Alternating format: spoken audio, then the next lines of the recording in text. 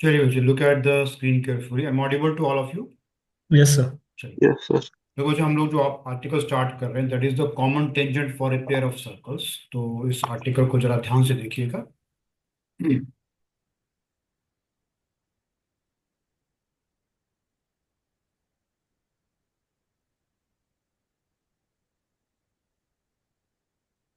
देखो जो आपका आर्टिकल है, कॉमन टेंजेंट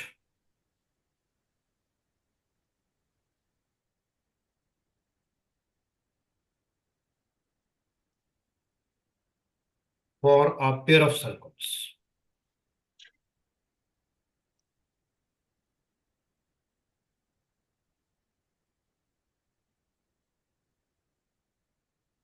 देखिए इसमें क्या है कि दो सर्कल्स आपके सामने यहाँ पर दे रखे हैं। पहली फिगर 1 है।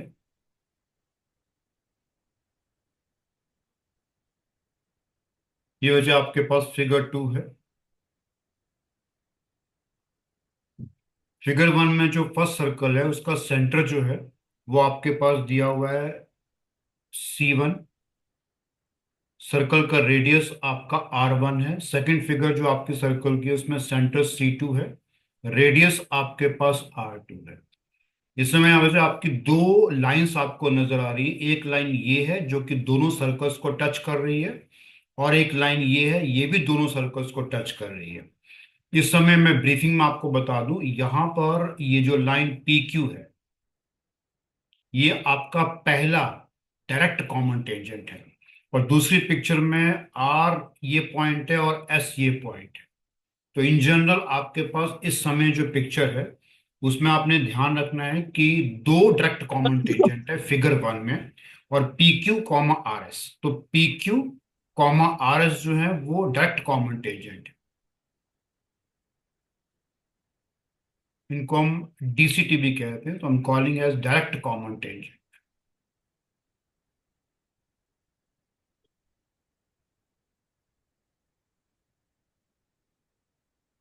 आपने एक इंफॉर्मेशन ध्यान रखना है। अगर मुझे कहा जाए कि आप यहां पर लेंथ निकालिएगा, you have to find the length of PQ, या फिर आप निकालना चाहते हैं RS की length. So the formula for the length of the direct common tangent is basically equals to square root of distance between the centres. जो centres है उनके बीच का जो डिस्टेंस है उसका स्क्वायर कर दीजिएगा, यानी कि C1 C2 के बीच का जो डिस्टेंस है उसका स्क्वायर कर दीजिएगा। उसमें से सब्ट्रैक्ट कर दीजिएगा दोनों सर्कल्स के रेडियाई के बीच का डिफरेंस का स्क्वायर। ये बन जाएगा बच्चे length of the direct common tangent. अब जो पिक्चर नंबर 2 है उसमें मैं यहां पर आपको दो कॉमन टेंजेंट बता रहा हूं, और ये दोनों कॉमन टेंजेंट जो है इनको हम लोग कहते हैं ट्रांसवर्स कॉमन टेंजेंट। ये बच्चा आपके पास पहला जो है वो इस तरह से AB, इस समय पहले सर्कल को यहां पर A पॉइंट पे टच कर रहा है, दूसरे वाले को B पॉइंट पे टच कर रहा है। जो नेक्स्ट है वो आपके पास यहाँ पर दूसरा ट्रांसवर्स कॉमन टेंजेंट है। पहले सर्कल को C पे कर रहा है, दूसरे सर्कल को वो D पे कर रहा है। इस समय आपके पास पहले सर्कल का जो सेंटर है वो C1 है, दूसरे का सेंटर C2 है। पहले वाले का रेडियाई आपके पास R1 है, दूसरे का रेडियाई आपका R2 है। तो इस केस में मुझे अगर आपको कहा जाए कि what is going to be the length, यहाँ पे ये जो दोनों AB और CD ये है आपके ट्रांसवर्स कॉमन टेंजेंट। तो मैं यहाँ पे मार्क कर रहा हूँ AB कॉमा CD। आप इनकी पिक्टोरियल रिप्रेजेंटेशन ध्यान दीजिएगा। ये आपके पास है ट्रांसवर्स कॉमन टेंजेंट।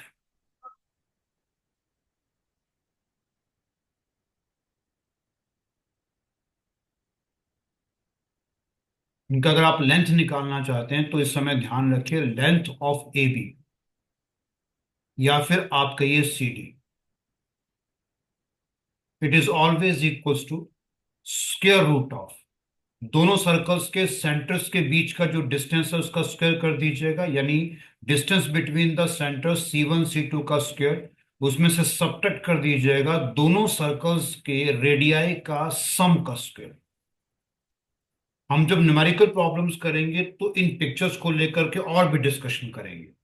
अभी मैं आपको सिर्फ ब्रीफिंग बता रहा हूं कि कैसे आपने समझना है कि क्या होते हैं आपके पास डायरेक्ट कॉमन टेंजेंट, क्या आपके पास लेंथ होता है डायरेक्ट कॉमन टेंजेंट का, क्या है आपके पास, या पिक्चर में किस तरह के होते हैं ट्रांसवर्स कॉमन टेंजेंट, और आप लेंथ कैसे निकालते हैं ट्रांसवर्स कॉमन टेंजेंट।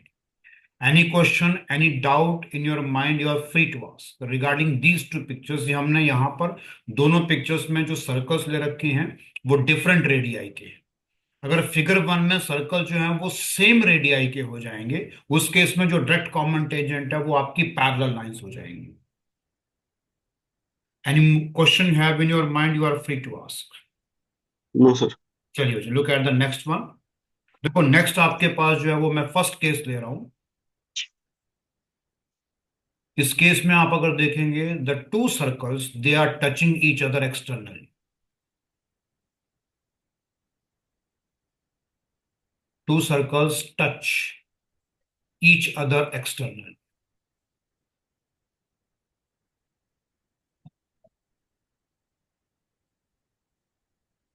देखिए जब ये दो सर्कल एक दूसरे को टच कर रहे हैं एक्सटर्नली, इस समय आपको समझना है कि ये जो लाइन है ये आपके पास होगी common tangent at the common point of contact. Common tangent at the common point of contact.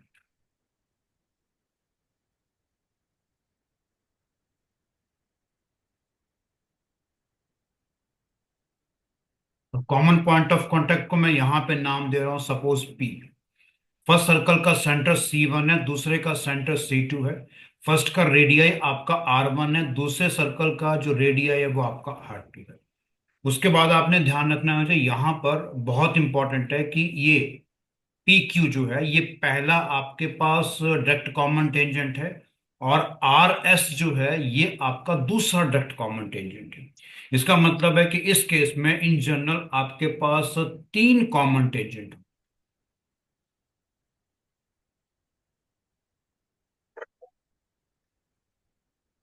दो आपके होंगे direct common tangent, I am calling them as DCT, और एक आपके पास होगा common tangent at the common point of contact,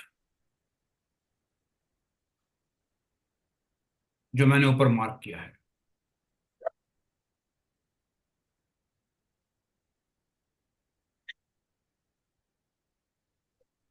तो अब पिक्चर के ऊपर ना अगर आप एलेबोरेशन करेंगे वैसे तो एक बात आप समझेंगे इस पिक्चर में। One thing is very very clear कि अगर आप दोनों सर्कल्स के सेंटर्स को ज्वाइन करते हैं तो C1 C2 का जो लेंथ होगा that is always equal to sum of the radii. तो जो अगर आपके पास किसी भी प्रॉब्लम में सर्कल्स के सेंटर्स दे रखे हैं, दोनों के रेडियाई के बारे में मालूम है, और अगर वो इस तरह का रिलेशन फुलफिल करते हैं कि C1 C2 is equal to R1 plus R2, so they are touching each other externally, तो उस केस में we have three common tangents. Any question you have in your mind, you are free to ask. No sir. चलिए at the next one. देखो ये case number 2 आपके पास है। इस केस में आप ध्यान रखिएगा सर्कल्स टच कर रहे हैं ईच अदर इंटरनली।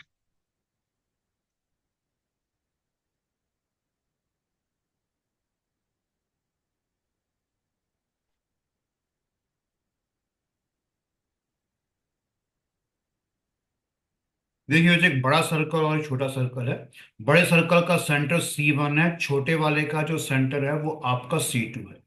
बड़े वाले का रेडियाई आपका R1 है। तो यहां से लेकर के यहां तक आपके पास R1 है, वो मैंने नीचे एरो से मार्क करके दिया हुआ है। ये जो पर्टिकुलर P पॉइंट है ये पॉइंट ऑफ कांटेक्ट है। तो बड़े सर्कल का रेडियाई C1P है और छोटे सर्कल का रेडियाई C2P है, जिसको मैं R2 मार्क कर रहा हूं। जब इस तरह की आपके पास पिक्चर बनेगी so we have only one common tangent.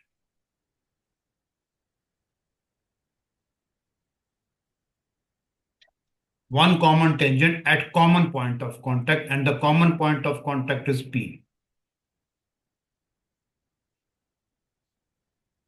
इसको आप कह सकते हैं कॉमन पॉइंट ऑफ कांटेक्ट। और इस पिक्चर को अगर आप ध्यान देंगे तो इसमें एक इंटरेस्टिंग फैक्ट है कि if you are able to find the distance C1 C2, तो डिस्टेंस C1 C2 जो होगा it is always equals to the radii of the bigger circle, जो यहाँ पे R1 है, आर वन माइनस इज आपके पास आर R2 टू। हो जाएगा। I hope understand what I mean to say. Yes, sir. Even C2 is coming out to be R1 minus R2. तो जब भी आपके पास दो सर्कल्स हैं जिनके सेंटर्स हैं और उनके रेडियाई हैं, अगर distance between the centers is coming out to be the difference between the radii, remember बड़े सर्कल के रेडियाई से छोटे सर्कल का रेडियाई कम करिएगा, तो इस केस में आपके पास एक क्लियर फैक्ट होगा कि one common tangent is possible at the common point of contact. Now look at the case 3 we have. Any question, any doubt, you are free to ask. No, sir. देखो जो case number 3 है उसमें ध्यान रखिएगा, अब आपके पास to circles जो हैं they intersect. Two circles now they are going to intersect. ये इंटरसेक्ट कर रहे हैं. बड़े वाले का सेंटर C1 है, छोटे वाले का वजह आपके पास सेंटर जो है वो C2 है. बड़े वाले का रेडियस R1 है, छोटे वाले का रेडियस आपके पास R2. अब आप एक इंटरेस्टिंग फैक्ट को देखिएगा, अगर आप इन दोनों सर्कल्स को अगर आप ध्यान दें तो अगर आप इनको इस डायरेक्शन में, जो एरोज के डायरेक्शन में बोल रहा हूं, इस डायरेक्शन में पुल करते हैं और इतना पुल करते हैं कि वो एक दूसरे को टच कर जाए, तो मेरा ख्याल से आपके पास जो है ना, वो पहला केस बन जाता है जब सर्कल्स टच कर रहे हैं एक्सटर्नली. और अगर आप इन सर्कल्स को, आप छोटे सर्कल को बड़े सर्कल के अंदर की तरफ करेंगे तो ऑटोमेटिकली जो बड़ा सर्कल है ना उसके अंदर छोटा आएगा, और छोटे को आपने इतना अंदर लेके जाना है कि छोटा वाला बड़े को इंटरनली टच करे. तो सेकंड केस जो हमने डिस्कस किया वो हो जाता है. तो इस केस में जो सर्कल्स के सेंटर्स के बीच का जो डिस्टेंस होगा वह जो C1 C2, वो ऑटोमेटिकली आपके पास जब सर्कल्स एक्सटर्नली टच करते हैं तो R1 प्लस R2 उससे जो है वो आपके पास कम हो जाएगा. यानी ये आपका R1 प्लस R2 से कम होगा, but it is going to become bigger than R1 minus R2 mod. मैंने इसलिए मॉड लिया ये ध्यान रखते हुए कि जो बड़ा सर्कल है उसका रेडियस आपके पास R1. आप चाहें तो यहां पर मॉड को हटा सकते हैं. अगर वो हटा रहे हैं तो मैं इसका मतलब मैं मेंशन कर रहा हूं यहां पर, और मेरे लिए क्लियर कट है कि बड़े सर्कल का जो रेडियस है वो आप R1 चूज कर. तो ये केस बन जाता है जब दो सर्कल्स इंटरसेक्ट करेंगे, तो distance between their centre C1 C2 is now going to become bigger than R1 minus R2, but it is going to be less than R1 plus R2. और इस तरह की सिचुएशन जो मैंने यहाँ पे आपको मार्क करके दिया है कि जब दो सर्कल्स इंटरसेक्ट कर रहे हैं, इसमें वजह आपकी पिक्चर में आपको समझ आएगा कि एक आपके पास कॉमन टेंजेंट होगा डायरेक्ट PQ, और दूसरा आपके पास होगा कॉमन टेंजेंट आपके पास RS. So ultimately we have two direct common tangent in this case.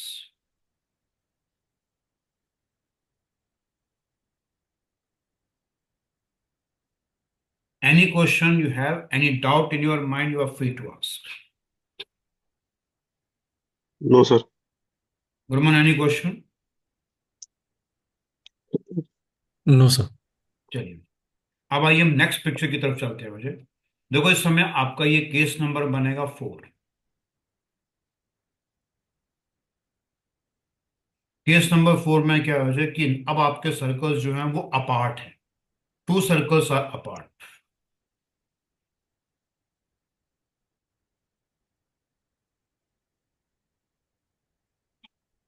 इसका मतलब है they are not touching each other.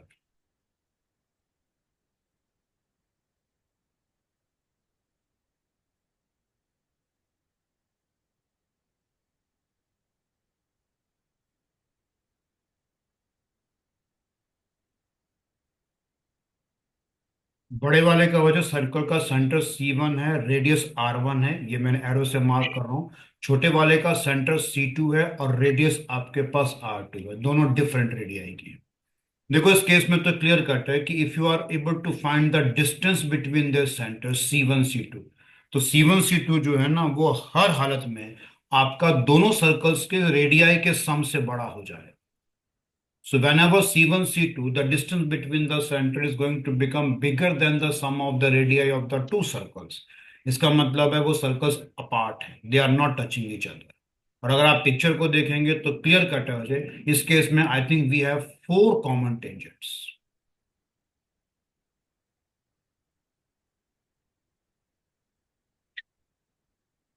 उन 4 कॉमन टेंजेंट्स में मार्क कर दूं कि ये पी क्यू, ये आपका पहला डायरेक्ट होगा। आर एस जो है वो आपके पास दूसरा डायरेक्ट होगा। ए बी जो है ये वजह आपके पास पहला ट्रांसवर्स होगा। और सी डी जो है ये आपका दूसरा ट्रांसवर्स होगा। तो 4 कॉमन टेंजेंट होंगे। 2 they are going to be the direct common tangent D C T, and 2 are going to be the transverse common tangent T C T. So whenever we have a situation in which the distance between the centers is becoming more than the sum of the radii of the two circles, should be clear to all of you that we have 4 common tangents, the 2 direct common tangent and 2 transverse common tangents. Any question, any doubt, you are free to ask. No sir. Sir इसके questions कैसे बनते हैं sir? मैं बताऊंगा बच्चा, अभी तो हमने आर्टिकल्स में बता रहा हूँ ना, आपको सब बताएंगे आपको। ओके। अभी तो क्वेश्चंस हम स्टार्ट करें, अभी तो हम सिर्फ आपके जो केसेस हैं उनको डिस्कस कर रहे हैं। Numerical okay. प्रॉब्लम्स आएंगी तो ये फिगर दोबारा से आएंगी, और इसमें कुछ और चीजें जो है वो फिगर को हम एलेबोरेट करके आपको बताएंगे depending on the need of the problem. देखो जो आपका ओके। केस 5 आता है कि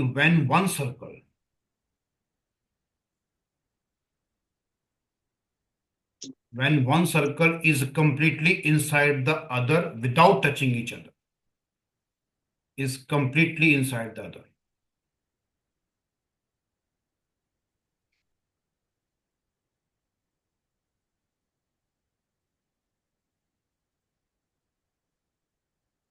Without touching each other.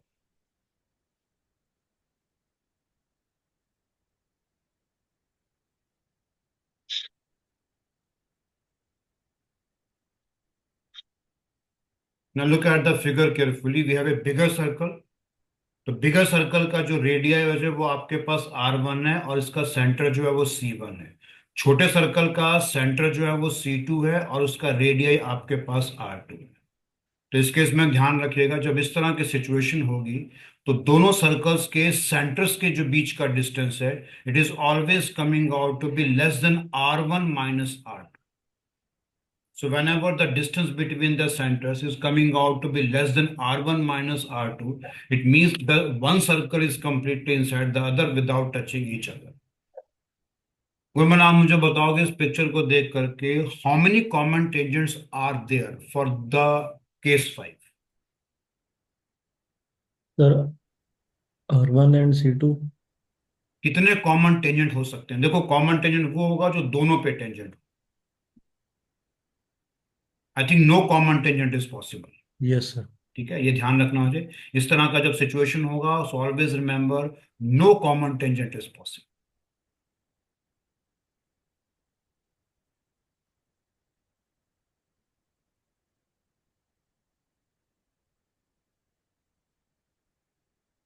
Any question you have in your mind, any doubt, you are free to ask.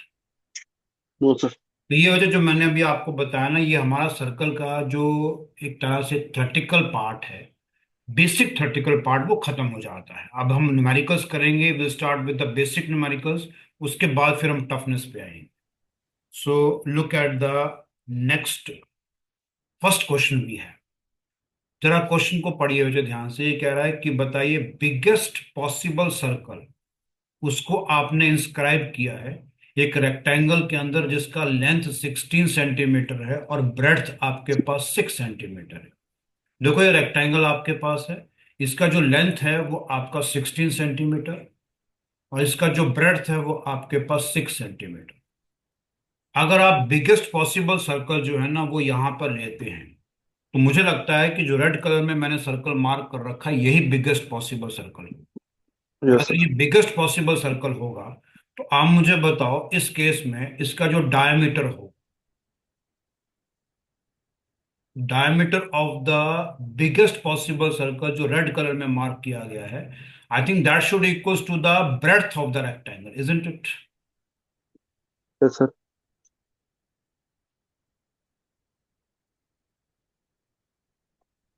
So we have to find the area. So I think ultimately the area of the circle is coming out to be pi r square. So I think it will be pi times r should be replaced by the diameter by 2. So that will become 6 by 2. ये हो जाएगा।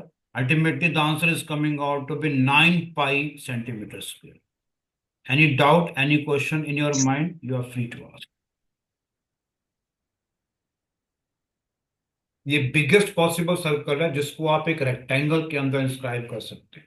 Rectangle की length और breadth आपको दी हुई। Any question my dear, any doubt, you are free to ask. Got it sir. Okay Gurman, जो next question है ये आपको अलॉट होता है वैसे आप मुझे बताओगे इस क्वेश्चन में हम स्टार्ट कैसे करें। Okay sir. इस पूरे सवाल के स्टेटमेंट को वैसे पढ़ना है पहले ध्यान से। देखो क्वेश्चन का स्टेटमेंट ये है कि with the vertices of the triangle ABC, with the vertices of the triangle ABC as centers. If suppose this is going to be the vertex A of the triangle, this is going to be the vertex B of the triangle, and this is going to be the vertex C of the triangle. So we are considering the vertices of the triangles as centers. ठीक है, तो तीन circle आप बना रहे हैं जो कि एक दूसरे को टच कर रहे हैं externally. Sides of the triangle आपके सामने है 4, 6 एंड 8। सो सपोज करो इसको मैं मार्क करता हूं 4 यूनिट, इसको मैं मार्क करता हूं 6 यूनिट, और ये मार्क करता हूं मैं आपके सामने 8 unit. So in this picture AC is basically 4 unit, one of the side of the triangle. BC is coming out to be 6 unit, 6 and AB is coming out to be 8 unit. अब जो आपका सवाल ये है कि मुझे बताओ कि आपके पास रेडियाई क्या होंगे। You have to find the radii of the circles.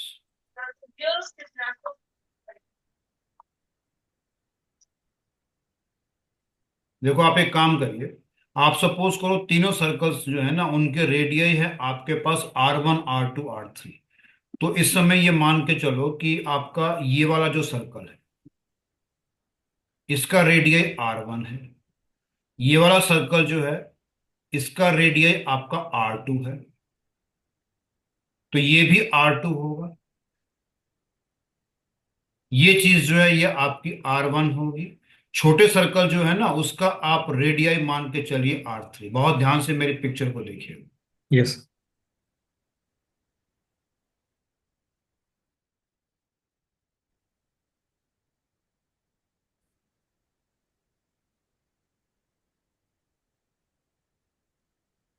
Now Gurman, now you tell me, do you think we have some equations from the picture? Yes sir.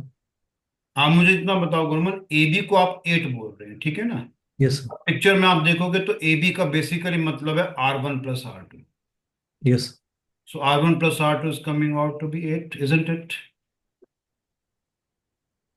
BC का क्या मतलब, BC का मतलब होगा R1 plus R3, क्योंकि आपका जो सबसे छोटा सर्कल है उसका रेडियस आपके पास है R3। तो BC is basically R1 plus R3। So I think R1 plus R3 is equal to 6। AC वैसे आपका 4 है, तो AC का जो मीनिंग है वो बेसिकली क्या होगा, AC बनेगा R3 plus R2। So R2 plus R3 is going to be AC, और वो किसके इक्वल होगा, 4 के। इसमें कहीं पर कोई डाउट है, कुछ पूछना चाहें तो आप पूछ सकते हैं, जो मैंने यहां बताया अभी। आप you devote some time to the problem, no sir. Very interesting problem. Clear. Fine. अब आप मुझे बताओ, ये आपके पास पहला इक्वेशन है, ये दूसरा इक्वेशन, ये थर्ड इक्वेशन। आपके पास देखिए 3 इक्वेशन है, और आपको 3 थिंग्स निकालनी है, R1, R2, R3। तो एक काम करते हैं मुझे, आप यहाँ पर ना नंबर 1 इक्वेशन में से अगर मैं नंबर 2 को सब्ट्रैक्ट करता हूं तो I think you are getting R2 minus R1 is equal to -2। देखिए जरा, जब मैं 1 में से 3 को सब्ट्रैक्ट करूंगा, यस इसको सर, -2 भी आ रहा मार्क कर दीजिएगा 4। Do you agree with me Divit? है। Yes sir. अब इस 4 को जाकर के 3 के साथ एडअप कर दो। 6। तो एडअप करोगे, I think R1 will cancel out. So you are yes sir. Getting 2R2 is equal to how much, 6। इसका 6 मतलब है R2 कितना हो R2 जाएगा। 3। तो अब मुझे बताओ R2 आपके पास 3 आ गया, ठीक है जी। अब आगे क्या करूं मैं,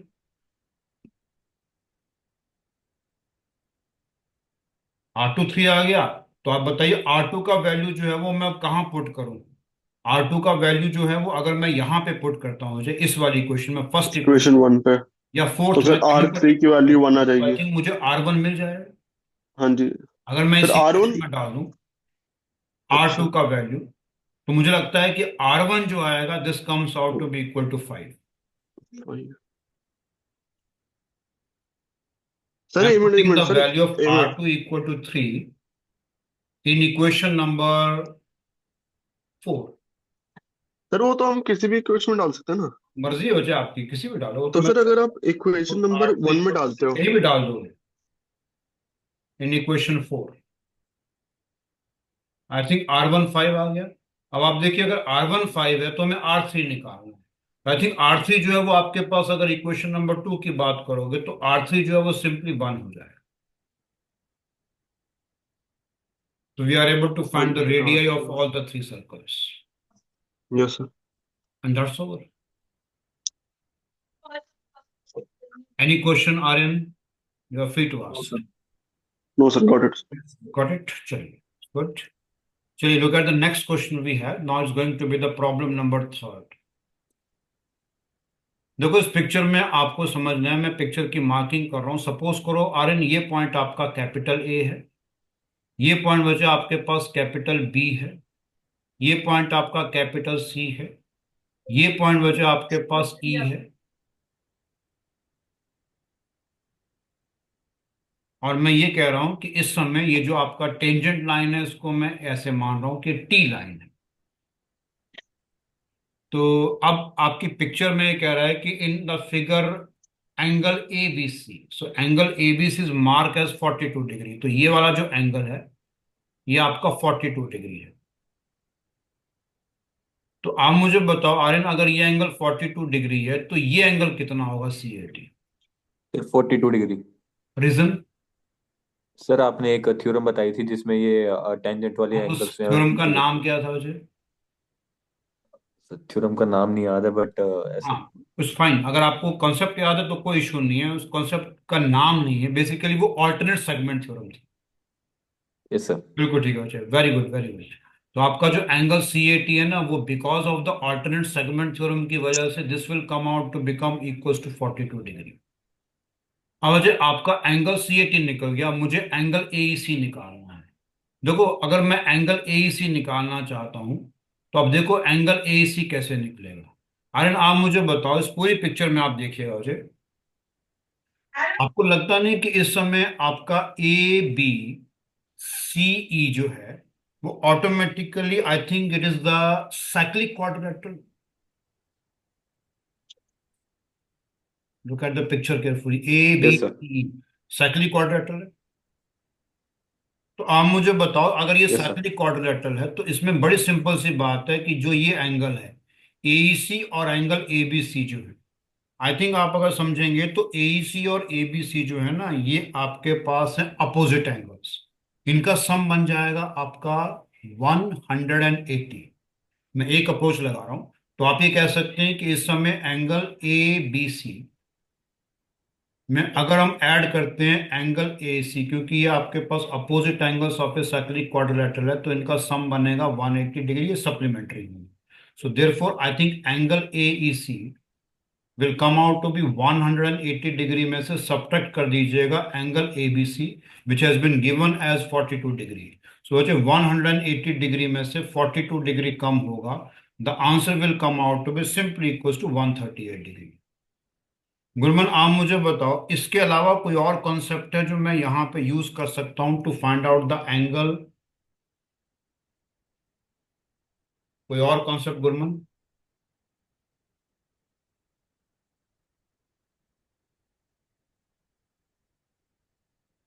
यही सबसे बेहतर कॉन्सेप्ट है।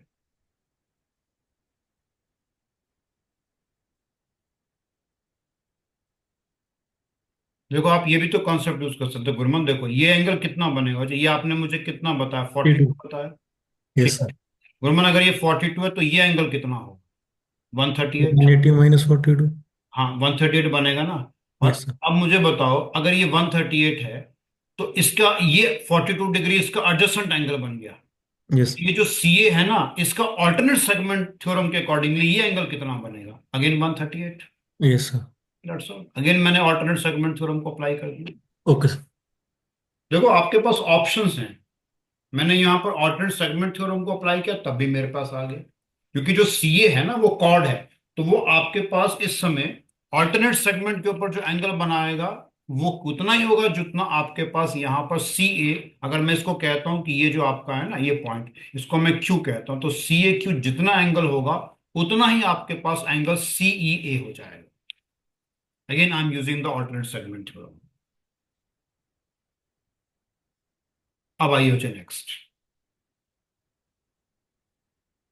Now look at this question. I think this is going to be the fourth question we have. देखो फिगर आपके पास है, इस फिगर में मैं आपको मार्क करके बता दूं, ये पर्टिकुलर पॉइंट आपका D है, this particular point is B, और ये पॉइंट आपके पास है E। In this particular problem angle DBE is given as 62 degree. Angle DBE, तो ये एंगल वजह आपके पास दिया हुआ है 62 डिग्री। ओके, अब यहां पर आपको समझना है DBC, तो मैं इसको C मान रहा हूं, इसको मैं A मान रहा हूं। Angle DBC is given as 36 degree, तो ये एंगल वजह आपके पास है 36 डिग्री। मुझे ये बताओ आर्यन, इस केस में how will you find the angle BDE? Sir पहले एंगल BED फाइंड कर लेंगे, वो अल्टरनेट सेगमेंट थ्योरम लगा के वो 36 डिग्री आ जाएगा। फिर बिल्कुल ठीक है। Sir sum of all triangle angles of triangle लगा देंगे सर। बिल्कुल ठीक है, ये आपका 36 डिग्री आ जाएगा because of the alternate segment theorem. बिल्कुल सही कहा वजह आपने कि यहाँ पर एंगल BED का जो वैल्यू होगा this comes out to be 36 degree. फिर आप कह रहे हैं कि अब आपका जो ट्राइंगल BED है, तो ट्राइंगल BED में आप लगाइएगा ट्राइंगल का कॉन्सेप्ट की sum of all the three angles. तो 62 degree plus it is going to be 36 degree plus आपके पास एंगल होगा EDB या BD, जैसा भी आप कहना चाहें। चलो इसको हम लोग वैसे कहते हैं जो आपके पास पूछा गया है, BDE। तो मैं रब कर रहा हूं मुझे।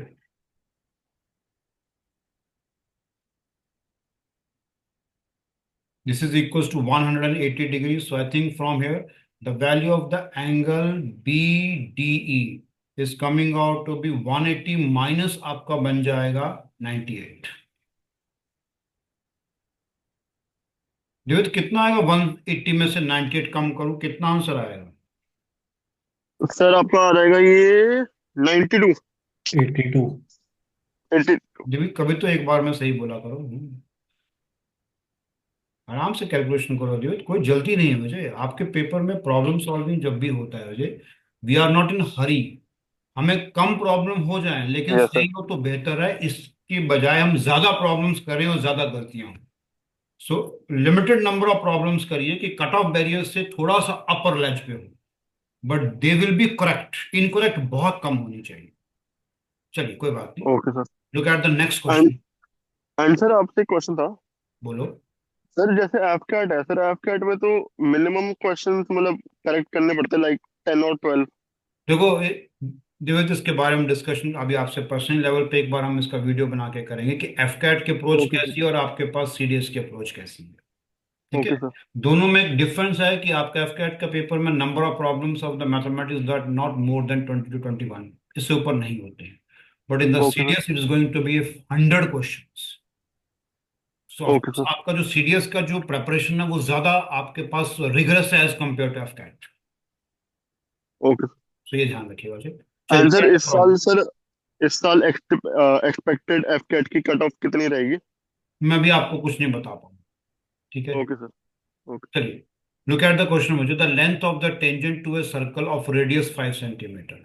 The length of the tangent to a circle जिसका रेडियस 5 सेंटीमीटर है। इसका मतलब ये चीज अगर देखें तो आपके पिक्चर में एक बात क्लियर हो जाएगी कि अगर सेंटर को सपोज करो, मैं मान के चलता हूं कि वो O है, ये अगर O है, ठीक है जी, तो ये पॉइंट जो है ना इसको मैं मार्क कर रहा हूं Q। इस पॉइंट को मैं मार्क कर रहा हूं, सपोज करो आपके पास कैपिटल A। OQ जो है वो आपका रेडियस बनेगा 5 सेंटीमीटर। अब ये कह रहा है कि आपने जो टेंजेंट की लंबाई निकालनी है, इसका मतलब मुझे लेंथ ए क्यू चाहिए। It's a very simple problem. अब जो पॉइंट है ना ए, उसका जो डिस्टेंस है from the centre it is given, that is going to be 13। तो I think it's a very simple problem. आप मुझे बताएंगे आर एन कितना आंसर होगा इसका?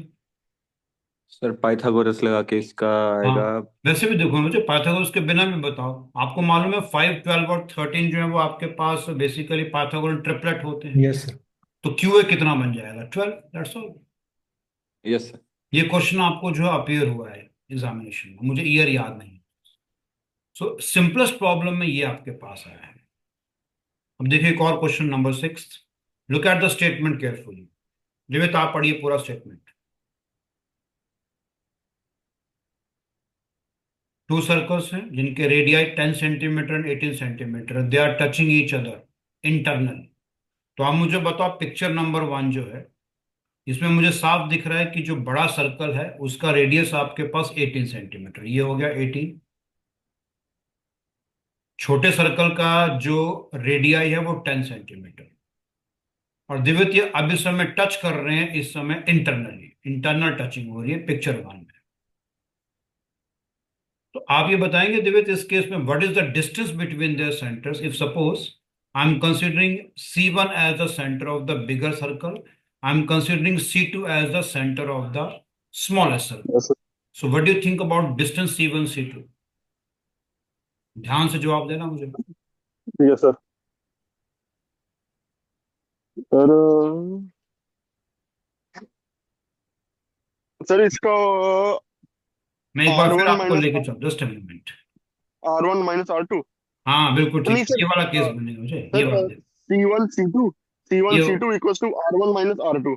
अब आपके स्क्रीन पे दिख रहा है ना सामने, ये वाला केस बनेगा। Yes sir. अगर ये यस सर। केस बनेगा तो आप मुझे बताओ इस केस में R1 जो है वो आपके पास it is going to be the bigger one. तो आई थिंक इस समय yes the sir. Distance between their centre C1 C2 is coming out to be 18 minus 10।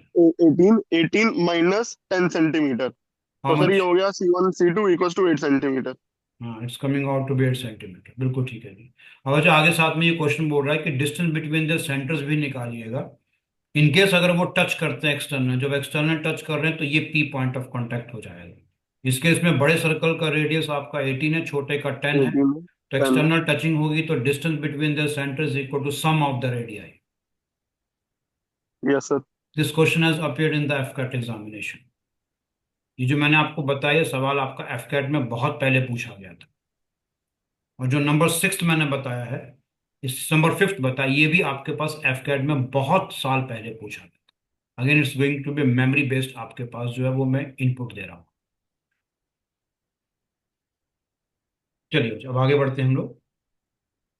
Now look at the question we have. It's a very interesting question appeared in the CDS examination. अब देखिए क्या question है। देखो पहले पूरा सवाल आप पढ़िएगा, मैं आपको 1 मिनट का मौका देता हूं पूरे सवाल को पढ़ने का और उसको समझने का। There will be 1 minute silence from my side.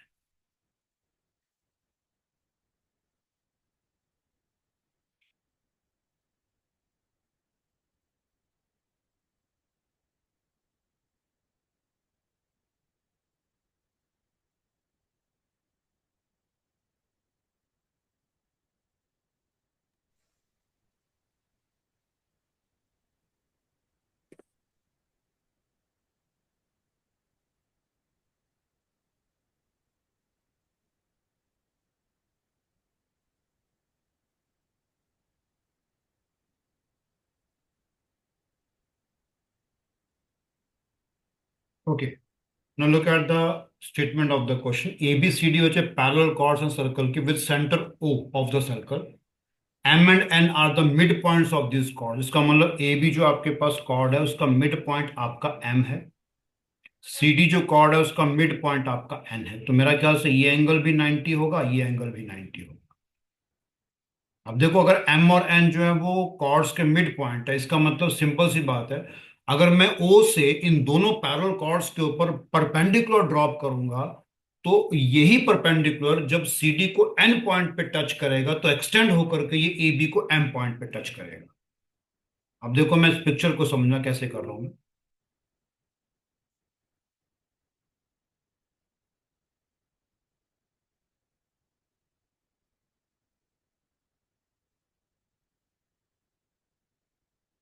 देखो, अब मैं इस पिक्चर को यहां पे बता रहा हूं, कैसे मैं इसको एलैबोरेट कर रहा हूं।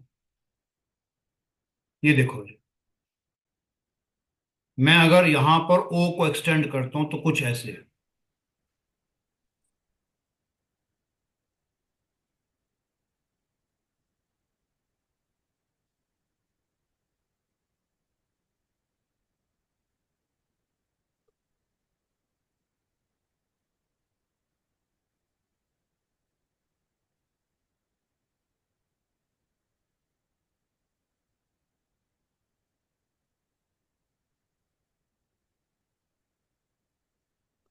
आई होप आप मेरी बात को समझेंगे।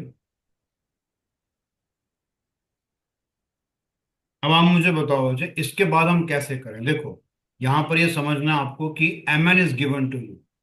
एम एन आपके पास बेसिकली 3 सेंटीमीटर, और ए बी आपका पूरा 4 सेंटीमीटर है। तो एम अगर मिड पॉइंट है तो ये भी 2 होगा और ये भी 2। सी डी आपका 10 सेंटीमीटर है, तो एन अगर मिड पॉइंट है तो ये 5 हो जाएगा और ये भी 5। आपको बताना है कि इन सब सिचुएशंस के बाद how will you find the radius of the circle.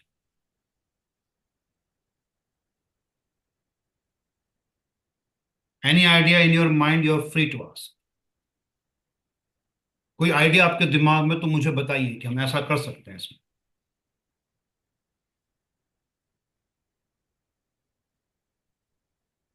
नहीं सर, कोई आइडिया नहीं है। नहीं आइडिया है।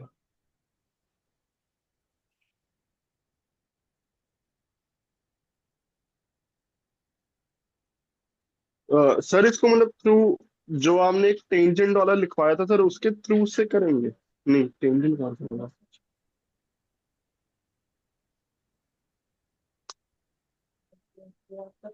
नहीं सर, आइडिया नहीं। नहीं आइडिया, चलो देखो मैं बताता हूँ। आप एक काम करो जी, आपको मालूम है कि इस समय एनसी जो है ना वो आपका 5 है। एक काम करते हैं, यहाँ पर हम ना ओ को ज्वाइन करते हैं ए के साथ।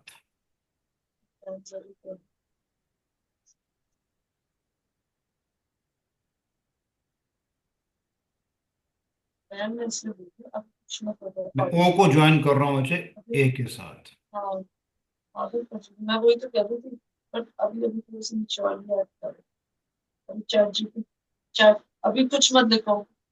ये देखिए। इसमें पाइथागोरस लग गया। हाँ, अब आप एक काम करो ना, बिल्कुल सही कह रहे हैं मुझे। अब यहाँ पर आप लगाइएगा पाइथागोरस का थ्योरम। आप मुझे बताओ, इस समय ट्राइंगल आपके पास है ओ ए एम।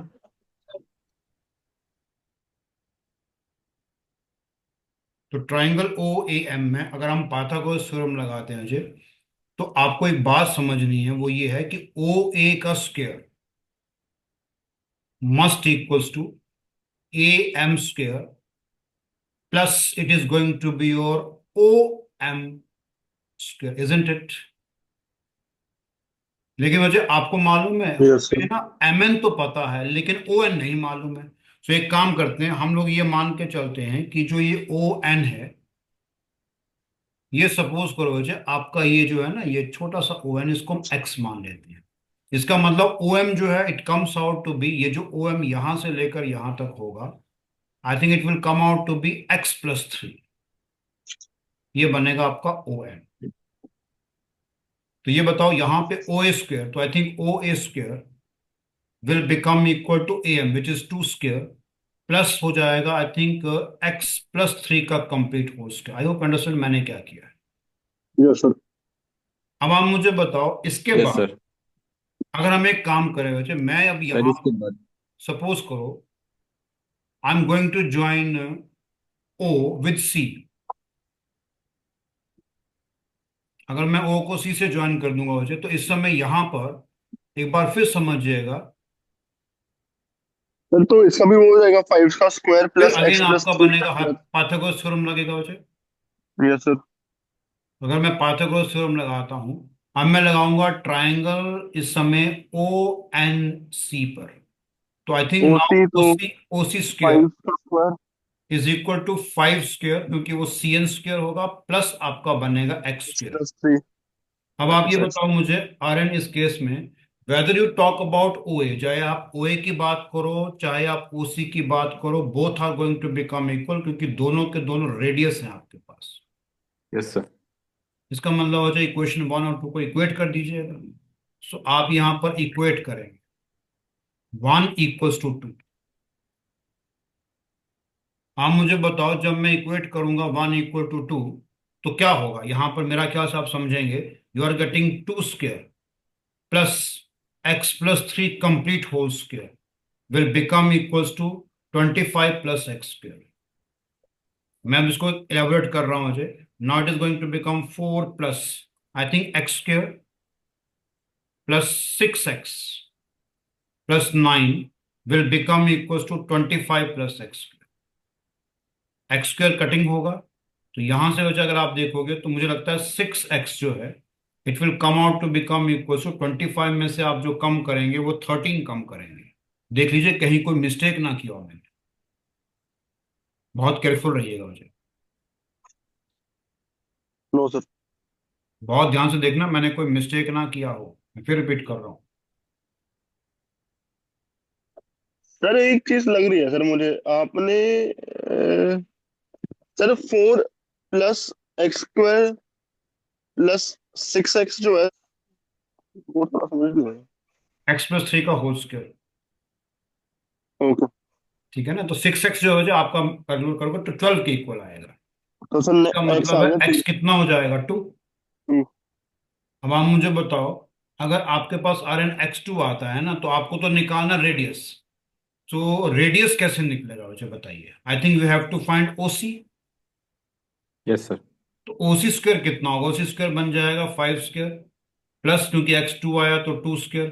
इसका मतलब क्लियर कट है वजह यहाँ से OC is coming out to be 25 29। Plus 4 complete root. So I think the radius OC is coming out to be √20। √29। So wonderful problem, wonderful interpretation, ये ध्यान रखिएगा। कहीं पर भी कोई डाउट आपको लग रहा है आप कुछ पूछना चाहते हैं तो पूछ सकते हैं। No sir. चलिए let's move to the next one we have. देखो ये क्वेश्चन आपके पास है जो आज के लेक्चर का आखिरी क्वेश्चन होगा। इसमें ये कह रहा है find the area enclosed when 3 circles of radius 10 centimetre they touch each other. देखो ये 3 सर्कल्स हैं, तीनों के रेडियस आपके पास 10 सेंटीमीटर है। आप सपोज करो ये पर्टिकुलर पॉइंट जो है ना इसको मान लीजिए मैं कहता हूं कि ये वर्टेक्स ए है, ये वर्टेक्स बी है और ये वर्टेक्स सी है। तो अब आप इतना जानते हो कि तीनों सर्कल जो है ना उनके रेडियाई आपके 10 सेंटीमीटर, तो ये भी 10 होगा, ये भी 10 होगा, ये भी 10 होगा, ये भी 10 होगा, ये भी 10 और ये भी 10 है। तो गुरमान आप सिर्फ इतना मुझे बताओ कि अगर मैं ये कहता हूं कि तीनों सर्कल्स के सेंटर आपके ABC हैं तो मुझे जो कह रहा है ना कि एरिया एनक्लोज्ड बताना है आपने, तो आप मुझे बताओ कौन सा एरिया आप निकालना चाहते हो। Area enclosed. हाँ,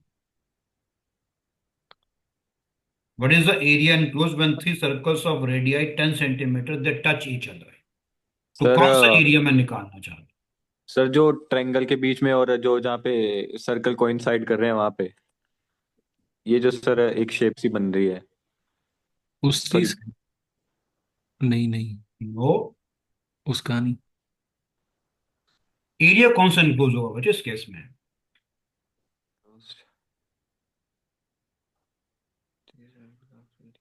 ये वाला बच्चे, ये वाला देखो, ये पोर्शन ये है, सर यही बोल रहा था मैं। यही कह रहे थे ना। हाँ, यस सर। ये वाला पोर्शन तो कैसे निकालेंगे इसे? Sir area of sir area triangle. Of. पहले तो मुझे लाइक। बताओ आर्यन, जो यहाँ पर एक बात तो क्लियर कट है ना बच्चे कि ABC आपका इक्विलैटरल ट्रायंगल है। Yes sir. ठीक है, तो ये जो मैंने अभी आपको रेड कलर से मार्क करके बताना कि ये वाला पोर्शन निकालना है, तो आप मुझे बताओ अगर आप इस पोर्शन का एरिया निकालना चाहते हो तो I think the required area जो होगा ना वो आप कैसे निकालेंगे। पहले तो ये बता रहे हैं जो ये एंगल है ना मुझे, ये सभी के सभी 60 डिग्री ईच होंगे, इक्विलैटरल ट्रायंगल है ना मुझे। Yes sir. और ये बताओ मुझे अगर आप इस पिक्चर को ध्यान से देखोगे तो गुरमन ये बताना होता है, जैसे मैं अभी मार्क करके बताता हूँ, जो ये पोर्शन है ना, ये देखो, ये पोर्शन देख रहे हो तुम, ये वाला जो ग्रीन पेन से मार्क कर रहा हूँ मैं, यस सर, यस ये सर। वजह आपका सेक्टर है। यस सर, 1/6 ऑफ सर्कल है सर। हाँ, ये सेक्टर है आपके पास। तो आप मुझे बताओ, अगर ये सेक्टर है, ठीक है, तो रिक्वायर्ड एरिया जो मैं निकालूंगा ना, यानी जो रेड कलर में मैंने आपको मार्क करके दिया है, वो क्या होगा? I think that is going to be the area of the equilateral triangle.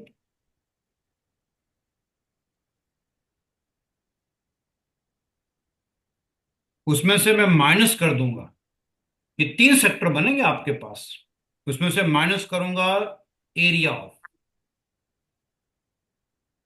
3 sectors,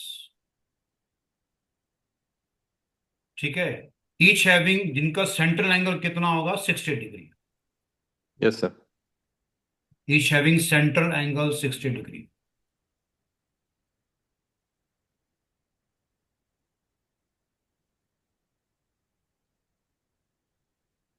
अरे ये बताओ मुझे, अगर मैं एरिया निकालता हूं इक्विलैटरल ट्रायंगल का, that is going to be √3/4 into side square. तो साइड तो आपकी यस सर। इक्विलैटरल ट्रायंगल की 20 होगी, तो ये हो जाएगा।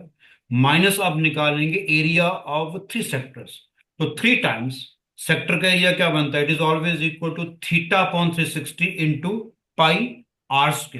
तो थीटा यहां पर कितना बनेगा? 60/360 into pi into R, R आपके पास है 10, ये बन टेन। जाएगा। ये हम यस लोग सर। फॉर्मेट पहले पढ़ चुके हैं जी। Yes sir. तो ये 3 times θ/360 into πr², that is going to be the area of 1 sector. तो 3 से इसलिए मल्टीप्लाई किया क्योंकि वो 3 सेक्टर आपके पास है। बस अब आपको निकालना हो जाए, इसके जो आंसर आप निकालेंगे, तो मैं ये बता दूं, यहाँ पे कैंसिलेशन जब आप करेंगे बहुत ध्यान से, तो ये वाला पार्ट, जो पहला वाला पार्ट है ना, ये वाला, ये तो बन जाएगा मेरा ख्याल से 100√3, क्योंकि ऊपर बनेगा 20 का होल स्क्वायर, 400 हो जाएगा।